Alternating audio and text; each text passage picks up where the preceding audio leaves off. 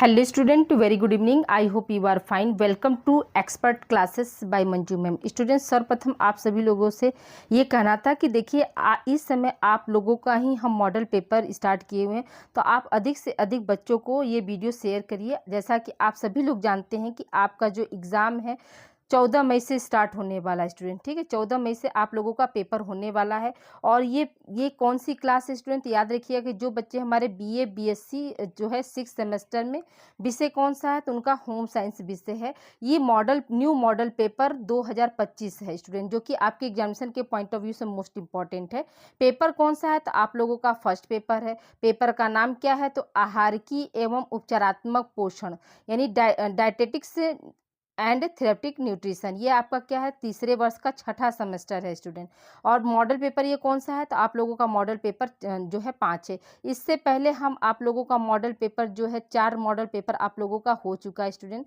4 model paper यानी 4 part आप लोगों का हो गया है। तो आप लोग अगर वीडियो नहीं देखे हैं तो प्ले लिस्ट के जरिए जाकर अपने क्लास को आप लोग कंटिन्यू कर सकते हैं। और याद रखिएगा कि इस चैनल पर जो है आप लोगों का सेकेंड पेपर का जो है अनुसंधान पद्धति एवं लिंग विकास, इसका जो है हम आपको model paper ninth model paper आप लोगों को हम यूट्यूब पर दे चुके हैं। तो आप लोग फर्स्ट पेपर के साथ साथ अपनी सेकेंड पेपर की भी तैयारी कर सकते हैं स्टूडेंट। तो ओके स्टूडेंट, आइए स्टूडेंट हम बिना समय गंवाए आप लोगों का क्वेश्चन स्टार्ट करते हैं। देखिए आज भी हमने एक यूनिट जो है कंप्लीट कर दिया। जितने भी अंतःस्रावी ग्रंथियां थी उससे जितने भी इंपॉर्टेंट क्वेश्चन बनते थे उसको आज हम इसमें जो है शामिल किए हैं स्टूडेंट। तो देखिए पहला क्वेश्चन आपका क्या है कि अंतःस्रावी ग्रंथियों से आप क्या समझते हैं, यानी इन एंडोक्राइन ग्लैंड्स जो होते हैं क्या होता है, ये प्रश्न पूछ रहा है। फिर क्या अंतःस्रावी ग्रंथियों का आप परिचय दीजिए, या फिर अंतःस्रावी ग्रंथियों का अर्थ बताइए। इस तरह से क्वेश्चन आप लोगों का आ सकता है कि एंडोक्राइन ग्लैंड से आप क्या समझते हैं, इसका अर्थ, परिभाषा, और इससे कौन कौन से हार्मोन्स निकलते हैं, ये चीज़ आपको बताना है। तो देखिए यहाँ पे क्या है कि शरीर के भीतर कुछ ग्रंथियां ऐसी होती हैं जिनका रस नलिका द्वारा उनसे निकल कर रक्त में मिल जाता है या किसी अंग में पहुंचकर अपना कार्य करता है। यानी शरीर में बहुत सारे ऐसे ग्लैंड होते हैं जो कि क्या है, नलिका के द्वारा मतलब निकल कर नलिका से नलिका में ही रह जाते हैं, वो बाहर नहीं निकलते हैं और अपना कार्य करने लगते हैं। उसी को हम क्या बोलते हैं, अंतःस्रावी ग्रंथियां बोलते हैं। जैसे देखिए श्वेत ग्रंथियां का मतलब स्वाद वाली ग्रंथियां, लार ग्रंथियां, आमाशय ग्रंथियां, अग्नाशय ग्रंथियां तथा यकृत आदि ऐसे ही ग्रंथियां हैं जिनका स्राव या तो सीधे अंग के भीतर ही निकलता है।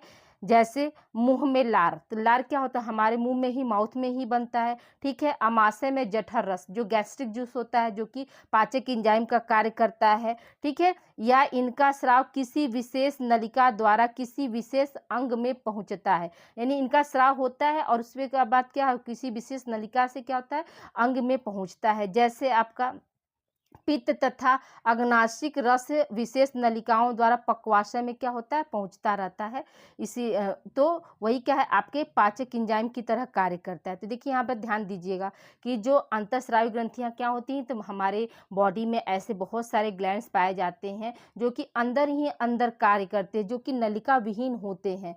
वो उनसे जो भी रस, जो भी लार, जो भी मतलब पाचक स्राव जो भी स्रावित होता है, वो किसी न किसी अंग के लिए विशेष रूप से कार्य करते हैं। वही हमारा क्या है, अंतःस्रावी ग्लैंड के अंतर्गत आते हैं। अब आइए देखिए यहाँ पे क्या है कि शरीर के भीतर कुछ ऐसी ग्रंथियां हैं जिनका स्राव ना तो सीधे किसी अंग में गिरता है और ना ही उनमें से कोई नलिका निकलती है। अभी हमने आपको बताया कि क्या है, उससे कोई अंग भी नहीं निकलेगा, ना ही वो सीधे किसी अंग में गिरेंगी। ऐसी ग्रंथियां वाहिनी रहित होती हैं। ठीक है, वाहिनी रहित यानी कोई वाहिनियां उसमें नहीं पाई जाती हैं। वह अपने रासायनिक द्रव्यों को अपने में से निकालने वाली रक्त कोशिकाओं के रक्त में सीधे स्रावित कर देती हैं।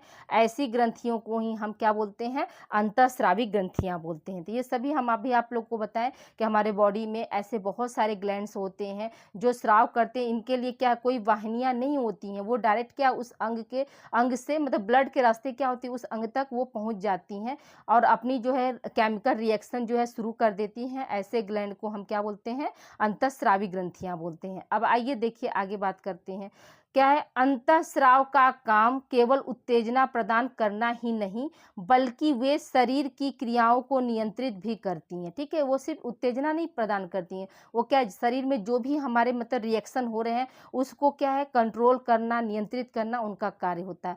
शरीर में रक्त एक महान संयोजक होता है, इसी के माध्यम से शरीर के विभिन्न अंगों से संदेश का आदान प्रदान होता है।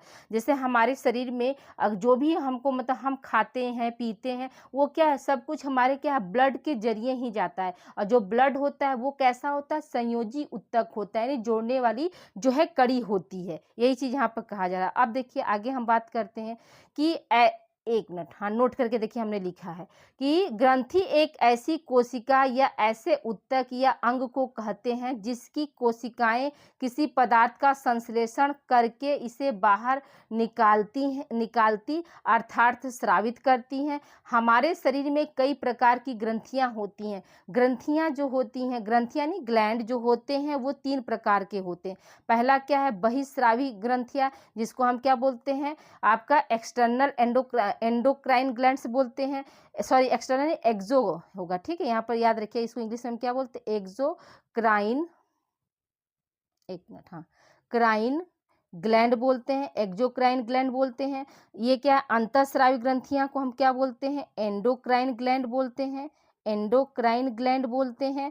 और मिश्रित ग्रंथियां को हम क्या बोलते हैं, मिक्स्ड ग्लैंड बोलते हैं। ठीक है, मिक्स्ड ग्लैंड बोलते हैं। ये तीनों क्या है, तीनों आपके जो है 3 प्रकार की जो ग्रंथियां होती हैं हमारे शरीर में पाई जाती है। एंडोक्राइन ग्लैंड के अंतर्गत कौन कौन सी ग्रंथियां आती हैं, अंतःस्रावी ग्रंथियों में आपकी कौन कौन सी ग्रंथियां आती हैं, और मिश्रित में कौन कौन सी आती हैं, ये सब आप अभी आगे जानेंगे। अब आइए देखिए हम बात करते हैं थायराइड ग्रंथि क्या है। ठीक है, थायराइड ग्रंथि के बारे में बताना। तो देखिए यहाँ पे क्या है, थायराइड ग्रंथि ग्रीवा में स्वर यंत्र के नीचे श्वास प्रणाली के दाहिनी और बाईं ओर, ठीक है यहाँ पर ओर होगा, ठीक, और दोनों तरफ तितली के पंख के समान फैली होती है। यह दोनों खंडों के उत्तकीय संयोजन द्वारा क्या है जुड़े रहते हैं, जो श्वास नली की पिछली सतह को पार करके जाता है। इस संयोजन तंतु को अवटुका संयोजक कहते हैं। ठीक है, इस संयोजक तंतु को क्या बोलते हैं, अवटुका संयोजक बोलते हैं। अब देखिए अवटुका ये सब ना थोड़ा सा नाम ना हिंदी बड़ा अटपटा होता है, इसलिए हम देखिए यहाँ पे इंग्लिश वर्जन ही थायराइड ग्लैंड का जो है आपका मतलब यूज किए हैं। इस ग्रंथि में रक्त वाहिकाएं अधिक होती हैं। इनमें छोटे छोटे कोष्ठ होते हैं, जिनके चारों ओर की भित्तियां घनाकार कोशिकाओं की बनी होती हैं। उन कोष्ठों में लसलसा पदार्थ क्या होता है, भरा रहता है। जो थायराइड ग्लैंड होती है वो क्या कई मतलब छोटे छोटे कोष्ठों से बनी होती हैं। ठीक है, इसमें रक्त वाहिकाएं अधिक पाई जाती है। इसमें क्या होता है, लसलसा यानी चिपचिपा तरह का जो है एक पदार्थ पाया जाता है। आगे देखिए यहाँ पे क्या है कि इसमें थायरॉक्सिन तथा थायरोनिन रहता है। इसमें आयोडीन की अधिक मात्रा रहता है। थायराइड ग्रंथि शरीर की प्रत्येक कोशिकाओं में उपापचय के नियमन में जो है सहायता करती है। अब आइए देखिए हम थायराइड ग्रंथि का चित्र देख लेते हैं। तो देखिए ये क्या है, ये आपका थायराइड ग्लैंड है। ठीक है, ये क्या है, ये आपका थायराइड ग्लैंड है। अभी जैसे मैंने बताया कि यहाँ पर राइट लोब दाएं और बाएं लोब, तो ये देखिए यहाँ पर ये थायराइड ग्रंथ, ये क्या है दायां लोब है, और ये क्या है बाएं लोब। इसी में क्या होता है, इस्थमस भी पाया जाता है। ये जो होता है, जो हम लोग का ऐसे ऐसे जो गला जिसे पानी में घोटते हैं, तो ये क्या, ये आपका ट्रैकिया वाला पोजीशन होता है। तो देखिए थायराइड ग्रंथि कहाँ पाई जाती है, तो सबसे पहले याद रखिएगा कि थायराइड ग्रंथि जो होती है वो हमारे गले में पाई जाती है। ठीक है, इस चित्र को आप लोग ध्यान से देखकर आगे बढ़ते हैं। अब आइए देखिए हम आगे देखते हैं क्या है, थायराइड ग्रंथि से निकलने वाले हार्मोन की कमी और अधिकता से होने वाले रोग। यानी जो थायराइड ग्लैंड होता है उसकी उससे जो निकलते हैं हार्मोन, यानी कम हार्मोन निकल रहा है तो कौन सा रोग होगा, और अधिक हार्मोन निकल रहा है तो कौन सा रोग होगा। तो देखिए यहाँ पर क्या है, हाइपोथायराइडिज्म। हाइपोथायराइडिज्म मतलब कि थायराइड ग्रंथि से हार्मोन का कम स्राव। ठीक है, हाइपोथायराइडिज्म का मतलब क्या हुआ कि आपका कम स्राव। तो अब देखिए यह अनियमितता आनुवंशिकता हो सकती है, यानी आनुवंशिकता की वजह से भी पाया जा सकता है, या फिर भोजन में आयोडीन की कमी या मूत्र में आयोडीन के अधिक उत्सर्जन आदि के कारण हो सकती है। स्त्रियों में यह अपेक्षाकृत अधिक पाया जाता है। इससे निम्नलिखित अनियंत्रित रोग हो जाते हैं। देखिए जब हाइपोथायराइडिज्म होगा यानी थायरॉक्सिन हार्मोन, ठीक है, थायराइड ग्रंथि से जो है थायराइड ग्रंथि से कौन सा हार्मोन से निकलता है आप लोग का, तो याद रखिएगा कि थायरॉक्सिन हार्मोन जो है थायराइड ग्लैंड से निकलता है, स्रावित होने वाला हार्मोन है। और इसकी जब कमी होगी तो कमी को हम किस नाम से जानते हैं, तो हाइपोथायराइडिज्म के नाम से जानते हैं, हाइपोथायराइडिज्म के नाम से जानते हैं। और हाइपोथायराइडिज्म अगर होता है तो जो कि किसमें सबसे ज़्यादा पाया जाएगा, तो जो महिलाएं होती हैं उनमें जो है अधिक पाया जाता है। अगर मान लीजिए थायरॉक्सिन हार्मोन की कमी हो रही है तो उससे कौन कौन सी बीमारियां हो सकती हैं इसके बारे में हम देखते हैं। आई होप यहाँ तक आप लोग को क्लियर हो गया होगा। तो अब आइए देखिए पहला बीमारी क्या है आपका, जड़ वामनता, जिसको हम क्या बोलते हैं इंग्लिश में क्रिटिनिज्म बोलते हैं। दूसरा क्या है आपका मिक्सिडीमा, तीसरा है आपका सामान्य घेगा या गलकंठ, और चौथा है हाशीमोटो रोग। ठीक है, चौथा क्या है, हाशीमोटो रोग। ये आपका इम्पोर्टेंट है रोग, हमेशा आप याद रखिएगा। आप सिर्फ अगर मान लीजिए थायरॉक्सिन हार्मोन की कमी से होने वाली बीमारियों को बस खाली यही 4 पॉइंट अगर आप लिख देंगे स्टूडेंट, तो आप लोगों को क्या है, अगर 5 नंबर का जो क्वेश्चन आता है तो 5 में आप लोगों को 4 या 5 में 5 भी आप लोगों को मिल सकता है अगर ये शॉर्ट में आता है तो। ठीक है, अब देखिए ये चारों आप अच्छे से याद रखिएगा। अब देखिए यहाँ पे क्या चीज़ है, यहाँ देखिएगा कि जो क्रिटिनिज्म है, मिक्सिडीमा है, ग्वाइटर है, तो ये क्या है आपका आयोडीन डिफिशियंसी भी है। ठीक है, क्या है, आयोडीन की कमी से भी होने वाला रोग है। आयोडीन की कमी से भी ये क्या है, मिक्सिडीमा, आपका क्रिटिनिज्म और घेंघा रोग, ये आयोडीन की कमी से भी होता है। और थायरॉक्सिन हार्मोन की भी जब कमी हमारे बॉडी में हो जाएगी तो उसकी भी वजह से होता है। ठीक है, अब आइए देखिए हाइपर थायराइडिज्म या अतिस्रावण, यह अनियमितता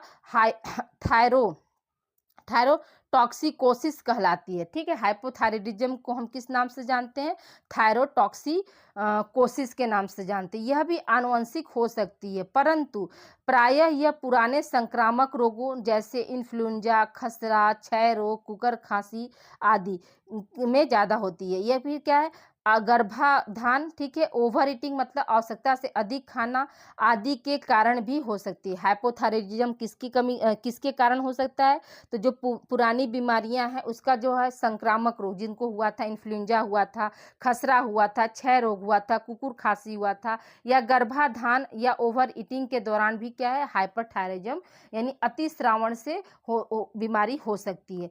इसके प्रभाव से उपापचय दर इतनी बढ़ जाती है और कोशिकाओं के माइटोकॉन्ड्रिया में ऊर्जा इतनी अधिक बनने लगती है कि इसकी काफ़ी मात्रा में एटीपी संग्रहित ना होकर उसका रूप में मुक्त होने लगती है। ठीक है, ना होकर उसके रूप में क्या होती है, मुक्त होने लगती है, यानी रिलीज होने लगती है। फिर क्या है, इससे शरीर ताप, ठीक है, इससे क्या है, शरीर ताप और जो है रुधिर दाब आदि बढ़ने से वृद्धि के स्थान पर शरीर में अनावश्यक उत्तेजना, ठीक है, थकावट, कमजोरी, निद्रा, चिड़चिड़ापन, घबराहट, अतिसार एवं कंपन होता है और अत्यधिक पसीना निकलने लगता है। तो ये सब क्या है, सब आपके जो है हाइपरथायराइडिज्म के लक्षण है। अगर मान लीजिए इसका हाइपरथायराइडिज्म यानी थायरॉक्सिन हार्मोन का सेक्रेशन आवश्यकता से अधिक होने लगता है तो उसमें क्या शरीर ताप और शरीर दाब में क्या होता है, वृद्धि के स्थान पर क्या अनावश्यक उत्तेजना, यानी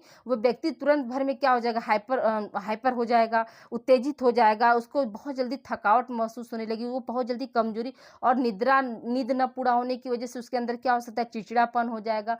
कभी कभी क्या हाइपोथायराइडिज्म की स्थिति में क्या अतिसार भी होने लगता है। जब अतिसार हो जाएगा किसी भी व्यक्ति के से, यानी मल का बहुत ज़्यादा निकलना, और उसके साथ साथ मल के साथ साथ क्या हुआ, मल के साथ साथ सोडियम और पोटेशियम की मात्रा बहुत ज़्यादा शरीर से बाहर निकल जाएगी तो डिहाइड्रेशन का शिकार हो जाएगा। तो जाहिर सी बात है, जब डिहाइड्रेशन का शिकार हो जाएगा वो व्यक्ति तो उसमें कंपन भी आने लगेगा और अधिक पसीना भी होने लगेगा। तो ये देखिए आपका क्या है, हाइपरथायराइडिज्म है। तो दोनों चीज़ याद रखिएगा कि थायराइड ग्रंथि से जो है कमी से और अधिकता से, कमी से क्या हुआ आपको हाइपोथायराइडिज्म होगा और अधिकता से क्या हो जाएगा, हाइपरथायराइडिज्म हो जाएगा। अब आइए देखिए हम बात करते हैं एड्रिनल ग्लैंड पर टिप्पणी या एड्रिनल ग्रंथि क्या है, या इसी को हिंदी में हम क्या बोलते हैं, अधिवृक्क ग्रंथि। अब देखिए यहाँ पे क्या, प्रत्येक गुर्दे के अगले छोर पर स्थित एक छोटी पीली सी त्रिकोण टोपी नुमा अधिवृक्क हो गया यहाँ पर, ठीक है, अधिवृक्क ग्रंथि होती है। मनुष्य में इसका भार 4 से 6 ग्राम होता है। यह 2 भागों में विभेदित होती है, यानी 2 भागों में जो है बटी रहती है, जो उद्गम, संरचना तथा कार्य मतलब कार्य के आधार पर एक दूसरे से बिल्कुल क्या होती हैं, भिन्न होती हैं। ग्रंथि का लगभग 70 से 75% बाहरी वल्कीय भाग अधिवृक्क वल्कुट यानी एड्रिनल कॉर्टेक्स कहलाता है, और जो है शेष जो है भीतरी भाग जो है अधिवृक्क मंजक पिंड यानी एड्रिनल मेडुला होता है। ग्रंथि के चारों ओर संयोजी ऊतक का बना एक महीन क्या होता है, खोल पाया जाता है। तो जो एड्रिनल ग्लैंड है, तो सबसे पहले याद रखिएगा कि ये कैसी होती है, तो छोटी सी पीली सी क्या है, त्रिकोण टोपीनुमा होती है, ठीक है, अधिवृक्क हो गया यहाँ पर ना। और इसका भार क्या होता है, 4 से 6 ग्राम होता है, ठीक है। इसके क्या होते हैं, 2 भाग होते हैं। जो 70 से 75 भाग जो बाहरी होता है उसको हम एड्रिनल कॉर्टेक्स कहते हैं, और जो आपका भीतरी भाग होता है उसको हम एड्रिनल मेडुला कहते हैं, यानी 25% भाग को हम क्या बोलते हैं, एड्रिनल मेडुला बोलते हैं। और इसके चारों तरफ क्या होता है, एक महीन खोल पाया जाता है। आई होप यहाँ तक समझ में आ गया। अब आइए देखिए हम एड्रिनल मेडुला के हार्मोन्स का महत्व क्या क्या होता है। तो देखिए यहाँ पे एड्रिनल ऐसे लिखा है, ड पर बड़ी की मात्रा हो जाएगी स्टूडेंट, ठीक है। फिर क्या है, भोजन का पाचन, श्वास क्रिया, हृदय स्पंदन, रुधिर परिसंचरण, ताप नियंत्रण, ग्रंथियों का स्रावण क्रिया, उत्सर्जन आदि हमारी सारी नित्य क्रियाओं को हमारे शरीर के भीतर स्थित अंतरांग स्वतः निरंतर करते रहते हैं। यह क्रियाएं हमारी इच्छा अनिच्छा पर अधीन नहीं होती हैं, ठीक है। जो क्रियाएं हमारी इच्छा पर अधीन होती हैं उसको हम इनवॉलेंट्री कहते हैं, यानी स्वेच्छा, जो हमारी क्रियाओं पर नहीं मतलब नियंत्रित होती हैं उसको एक्सवॉलेंट्री कहते हैं। अब देखिए यहाँ पर क्या एड्रिनल स्रावण की अनियमितताएं क्या क्या होती हैं। तो अब आइए देखिए हम इसमें बात करते हैं कि अल्प स्राव से कौन कौन सा होता है। तो देखिए एड्रिनल कॉर्टेक्स का अल्प स्रावण एक आनुवंशिक दशा हो सकती है, इसके कारण एडिसन रोग हो जाता है। वेरी वेरी इंपॉर्टेंट, आपको पूछा जाता है कि एडिसन रोग जो होता है वह मतलब किससे संबंधित है। तो याद रखिएगा कि एड्रिनल ग्लैंड के कॉर्टेक्स भाग में जो है हार्मोन्स का सिक्रेशन होता है, वहाँ पर अगर कम स्राव हो रहा है तो उससे क्या होता है, एडिसन रोग होता है, ठीक है। एडिसन रोग में क्या क्या होता है, तो इसमें सोडियम और इसके साथ साथ जल की काफ़ी मात्रा का मूत्र के साथ उत्सर्जन हो जाने से शरीर का निर्जलीकरण हो जाता है और रुधिर दाब जो होता है घट जाता है। इस रोग का वर्णन पहले कौन किया, थॉमस एडिसन ने किया था। कब, सन 1849 से 1955 के बीच में, 1855 हो गए यहाँ पर, ठीक है, 55 के बीच में किया था। यदि किसी व्यक्ति में एड्रिनल कॉर्टेक्स को नष्ट कर दिया जाए तो उसकी शीघ्र मृत्यु हो जाती है। इसका प्रमुख कारण मूत्र के साथ सोडियम का अत्यधिक उत्सर्जन होता है। एड्रिनल ग्रंथियों के हार्मोन्स को जीवन रक्षक हार्मोन्स भी हम कहते हैं। तो याद रखिएगा कि जीवन रक्षक हार्मोन्स जो होता है किस ग्लैंड से या किस ग्रंथि से स्रावित होता है, तो आप क्या बताएंगे कि एड्रिनल ग्रंथि के कॉर्टेक्स वाले भाग से, जो कि आपका क्या था 70 से लेकर 75% जो है बाहरी भाग, जो कॉर्टेक्स होता है वो बाहरी भाग होता है और मेडुला जो होता है वो आंतरिक भाग होता है। तो जो 70 से 75% जो भाग जो है कॉर्टेक्स बना रहा है वहाँ पर क्या है, अगर हार्मोन्स का सिक्रेशन कम हो रहा है तो उस स्थिति में क्या है, एडिसन रोग हो जाता है। और कॉर्टेक्स से जो स्रावित होने वाले हार्मोन्स होते हैं उसको क्या है, हम जीवन रक्षक हार्मोन्स के नाम से जानते हैं। अब देखिए अतिस्रावण, अतिस्रावण का मतलब क्या हुआ कि आवश्यकता से अधिक होना। तो देखिए यहाँ पे क्या, एड्रिनल हार्मोन्स के अधिक स्रावित से शरीर की अधिकांश कोशिकाएं प्रोटीन की कमी हो जाती है। शरीर के अधिकांश कोशिकाओं में प्रोटीन की क्या हो जाती है, कमी हो जाती है। इस दशा को उत्तक क्षय कहते हैं। रुधिर में शर्करा की मात्रा बढ़ जाती है और हाइपरग्लाइसेमिया जिससे मधुमेह हो सकता है, ठीक है। जब रुधिर में शर्करा की मात्रा यानी चीनी की मात्रा बढ़ जाएगी तो उस स्थिति को हम क्या बोलते हैं, हाइपरग्लाइसेमिया बोलते हैं, हाइपरग्लाइसेमिया बोलते हैं, जिससे क्या होता है, मधुमेह रोग यानी डायबिटीज किसी भी व्यक्ति को हो सकता है। तो देखिए यहाँ तक आई होप ये आपको दोनों क्वेश्चन अच्छे से क्लियर हो गए होंगे कि प्रश्न आपका क्या कह रहा है। अब आइए देखिए हम आगे बात करते हैं अग्नाशय यानी पेनक्रियाज। सबसे पहले आप जानिए कि जो पेनक्रियाज है वो आपका कैसा ग्लैंड है, आपका तो मिश्रित ग्लैंड है। अभी जब इसके ऊपर हम थायराइड ग्लैंड थी और आपको क्या बताया हमने, जो है एड्रिनल ग्रंथि थी, ये आपका क्या था, अंतःस्रावी ग्रंथि थी। और ये अग्नाशय क्या है, मिश्रित, यानी ये रहकर बाहरी भी काम कर लेती है और अंदर का भी कार्य कर लेती है, इसीलिए इसको हम क्या बोलते हैं, मिक्स ग्लैंड के नाम से जानते हैं। अब आइए इसमें बात करते हैं। उदर गुहा में अमाशय के पीछे स्थित 15 सेंटीमीटर लंबी हल्की गुलाबी सी चपटी मिश्रित ग्रंथि होती है। अग्नाशय क्या है, आपका मिश्रित ग्रंथि है। यह उदर गुहा में अमाशय के पीछे यानी स्टमक के पीछे इसकी लंबाई कितनी होती है, 15 सेंटीमीटर होती है। इसका कलर कैसा होता है, हल्का गुलाबी सा होता है। और ये कैसा दिखने में रहता है, तो चिपटा लगता है।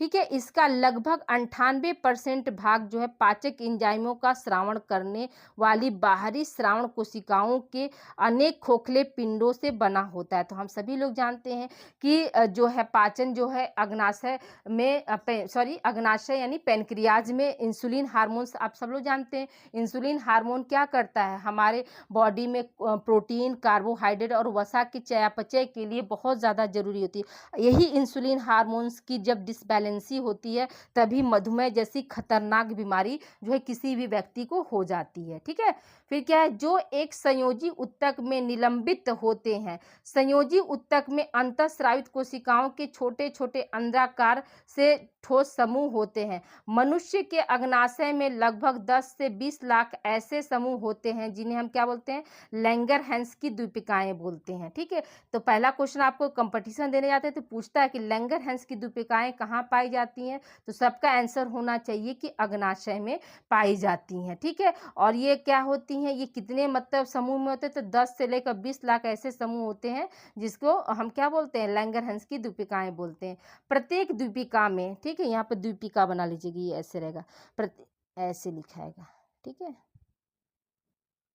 ये देख लीजिए, हाँ, प्रत्येक द्वीपिका में सैकड़ों कोशिकाएं और अनेक रुधिर केशिकाएं, केशिकाएं का मतलब क्या हुआ, कैपिलरीज। केशिकाएं को हम इंग्लिश में क्या बोलते हैं, कैपिलरीज बोलते हैं। कोशिकाओं को हम इंग्लिश में क्या बोलते हैं, सेल्स बोलते हैं।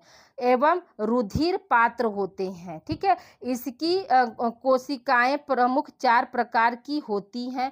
द्वीपिका के मध्य में स्थित लगभग 70% बड़ी बीटा कोशिकाएं, 20% अल्फा कोशिकाएं, 5% छोटी डेल्टा और या गामा कोशिकाएं होती हैं तथा शेष यफ या पीपी होती हैं, यफ या पीपी कोशिकाएं होती हैं।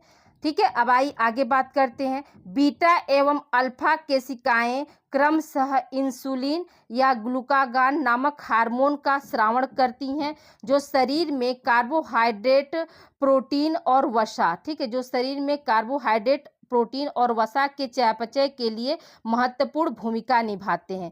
इंसुलिन के अल्प स्रावण से हाइपरग्लिसीमिया हो जाता है। इसमें शरीर की कोशिकाएं रुधिर से ग्लूकोज को नहीं ले पाती हैं। रुधिर में ग्लूकोज की मात्रा क्या होती है, बढ़ जाती है। रुधिर में ग्लूकोज की मात्रा क्या होती है, बढ़ जाती है। जब इंसुलिन का अल्प स्रावण होता है तो उस कंडीशन को हम क्या बोलते हैं, हाइपरग्लिसीमिया बोलते हैं। अल्प श्रावण को हाइपो होगा स्टूडेंट, अल्प श्रावण यहाँ पर हाइपो बनाएंगे, हाइपोग्लिसीमिया बोलते हैं। इसमें क्या, शरीर में रुधिर कोशिकाएं नहीं ले पाती हैं और अतः ग्लूकोज की मात्रा क्या होती है, इसमें बढ़ जाती है। अब आइए देखिए, इंसुलिन के अतिश्रावण से, इंसुलिन की अतिश्रावण यानी आवश्यकता से अधिक जो स्रावित हो रहा है उसको हम क्या बोलते हैं, हाइपरग्लिसीमिया बोलते हैं। ठीक है, इंसुलिन के अतिश्रावित श्रावण होगा, ठीक है, यहाँ पर श्रावण बना लीजिएगा, अतिश्रावण से हाइपरग्लिसीमिया हो जाता है। इसमें रुधिर में ग्लूकोज की मात्रा कम रहने लगती है क्योंकि शरीर की अनेक कोशिकाएं रुधिर से अधिक ग्लूकोज लेने लगती हैं। यकृत एवं पेशियों में ग्लूकोज से ग्लाइकोजन के संश्लेषण की दर जो होती है वो क्या है, बढ़ जाती है। अगले आगे देखते हैं, ग्लूकागान यह एक छोटा प्रोटीन होता है। इसके प्रत्येक अणु, ठीक है, प्रत्येक अणु में 29 एमिनो अम्लों की एक श्रृंखला होती है। रुधिर में ग्लूकोज की मात्रा सामान्य से कम होते ही लैंगरहैंस की द्वीपिकाओं की अल्फा कोशिकाएं इसका स्रावण क्या करती हैं, करने लगती हैं। तो याद रखिएगा कि जो ग्लूकागान है और आपका जो है इंसुलिन है, तो ये सब क्या, ये आपके अल्फा बीटा जो सेल्स पाई जाती हैं उनसे जो है स्रावित होने वाले जो है हार्मोन होते हैं। इंसुलिन जो है आपका अल्फा सेल्स से मतलब जो है सॉरी बीटा सेल्स से स्रावित होती है। ग्लूकागान जो होती है वो आपका अल्फा सेल्स से स्रावित होती है। तो आई होप यहाँ तक समझ में आ गया होगा स्टूडेंट। देखिए कुछ घर पे जो है कंस्ट्रक्शन का काम स्टार्ट हो गया, तो इसलिए आज की क्लास जो है हम ज़्यादा लंबा नहीं ले रहे हैं, बस आप लोगों को इतना, लेकिन इतना जो है इतने में हमने आप लोगों का जो है एक यूनिट, यानी हमको लग रहा है कि 8वें यूनिट का जो सॉरी हाँ 8वें यूनिट में जो लैंगरहैंस सॉरी 8वें यूनिट में जो आपका जो अंतःस्रावी ग्रंथियां उसको हमने कवर कर लिया है। अब जो है आप लोगों का जो है हम कोशिश करेंगे कि शॉर्ट टाइप के क्वेश्चन अब हम बनाएं। अब देखिए ये थोड़े थोड़े लॉन्ग क्वेश्चन थे और थोड़े शॉर्ट, तो अब देखिए 2-3 अभी आज जो है आप लोगों का पार्ट 5 हो गया है। तो पार्ट 5 में आप लोगों का ये यूनिट हम कवर कर लिए हैं। एक आध यूनिट और लेफ्ट बचा है, अभी बचा हुआ है, तो उसको भी हम कल की क्लास में जो है कवर कर लेंगे। इसके बाद हम आप लोग को 3 मॉडल पेपर और देंगे जो कि अति लघु और लघु रहेगा, ठीक है, जिसमें हम क्या है वेरी शॉर्ट क्वेश्चन करेंगे स्टूडेंट, वेरी शॉर्ट रहेगा और आप लोगों का जो है शॉर्ट रहेगा। तो 2 क्वेश्चन यानी कल भर और एक लॉन्ग क्वेश्चन की क्लास हम चलाएंगे। उसके बाद 7वां 8वां जो है ये 2 क्लास जो आप लोगों का हो जाएगा अति लघु वाला और शॉर्ट्स वाला। तो ओके, आप लोग इस वीडियो को ज़्यादा से ज़्यादा आप लोग शेयर करिएगा स्टूडेंट। और क्लास आप लोगों को कैसी लगी तो प्लीज़ आप लोग कमेंट करके ज़रूर बताइएगा कि आज की क्लास आप लोगों को कैसी लगी। ये जो बीमारी के बारे में बताया, ये सब बीमारियों के बारे में भी अच्छे से आप लोग याद करके लिख लीजिएगा। थायराइड ग्रंथि का अगर फिगर बनाना चाहते हैं तो बस आप लोग ये फिगर बना के उसके बाद यहाँ पर लेफ्ट लोब और राइट लोब लिख लेंगे, हो जाएगा। ये नीचे का भाग क्या होता है, ट्रैकिया का होता है। तो इस तरह से आप बनाकर आप वहाँ पर कर सकते हैं, ड्रॉ कर देंगे तो आपको पूरा का पूरा नंबर मिल जाएगा। तो आज की क्लास आप लोगों को कैसी लगी ज़रूर बताइएगा। Thank you for watching. मिलते हैं हम अगली क्लास में।